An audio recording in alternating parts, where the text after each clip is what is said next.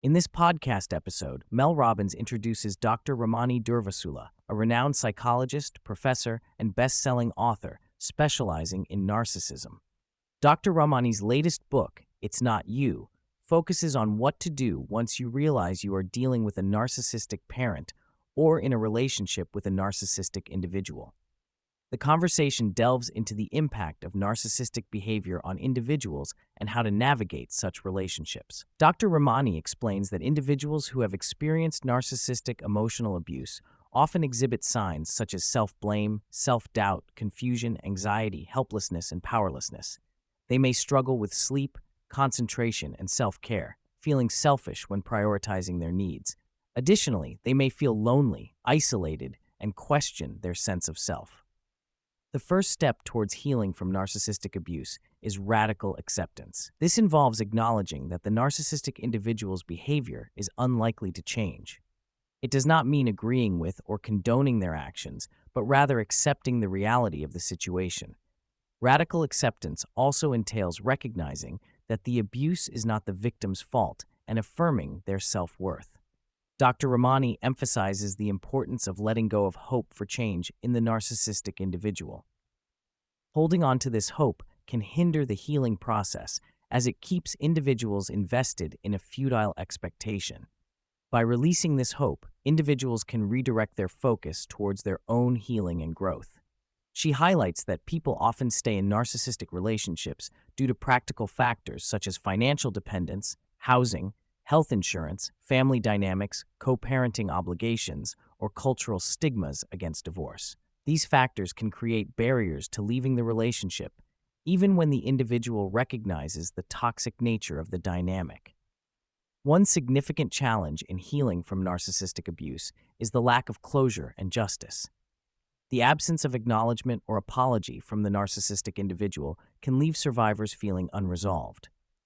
Moreover, witnessing the narcissistic person receiving support, validation, or success despite their harmful behavior can exacerbate feelings of injustice and hinder the healing process. Dr. Ramani discusses the profound impact of grief in the healing journey from narcissistic abuse. Grieving the loss of a relationship, a sense of belonging, a narrative, and a future can be overwhelming. The absence of closure and justice, coupled with the unfairness of the situation, can intensify the grief experienced by survivors. She shares an example of a woman who struggles to move on from her narcissistic ex-husband, who quickly moved on with a younger partner and received support from mutual friends. Despite understanding the narcissistic nature of her ex-spouse, the lack of justice and closure in the situation continues to impede her healing process. Dr. Ramani explains that narcissistic individuals exhibit a pattern of behaviors such as devaluing, gaslighting, manipulation, domination, and betrayal. These behaviors can be emotionally and psychologically damaging to those in relationships with narcissists. She highlights the need for survivors of narcissistic abuse to recognize these patterns and the impact they have had on their well-being. One key aspect of healing from narcissistic abuse is addressing rumination, which is the tendency to continuously dwell on negative thoughts and experiences. Dr. Ramani explains that rumination can lead to depression and a sense of powerlessness, especially when there is no resolution to the issues caused by the narcissistic individual. She recommends techniques such as creating an ick list to document the negative behaviors of the narcissist and engaging in radical acceptance of the situation. Dr. Ramani introduces the idea of a 12-month cleanse, which involves taking a year off from dating or engaging in new relationships after experiencing narcissistic abuse. This period of self-reflection and self-discovery allows individuals to rebuild their sense of self and discernment before entering into new relationships. She emphasizes the importance of preparing for interactions with narcissistic family members and practicing self-care to cope with the grief and emotional toll of these relationships. Dr. Ramani also mentions other roles, such as the rescuer, the peacekeeper, the invisible child, and the truth seer or truth teller. These roles serve to maintain the dysfunctional system and can have long-lasting effects on the individuals involved.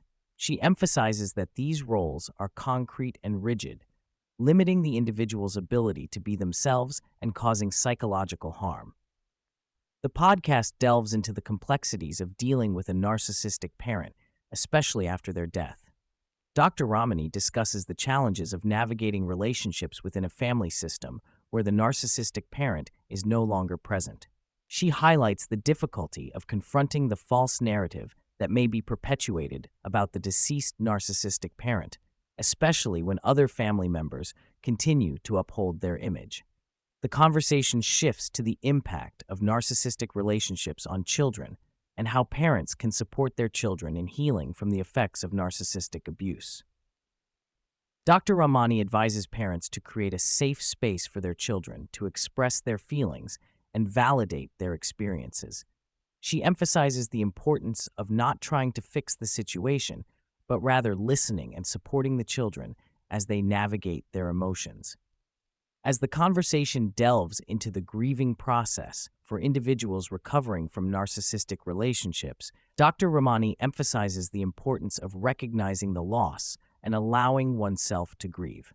She acknowledges the deep impact of narcissistic abuse on individuals and the need for self-compassion and healing. She highlights the resilience and strength of survivors of narcissistic abuse and encourages them to embrace their journey of healing and self-discovery. The podcast concludes with a message of hope and empowerment for listeners, urging them to take the tools and insights learned from the discussion to heal themselves and create a better life.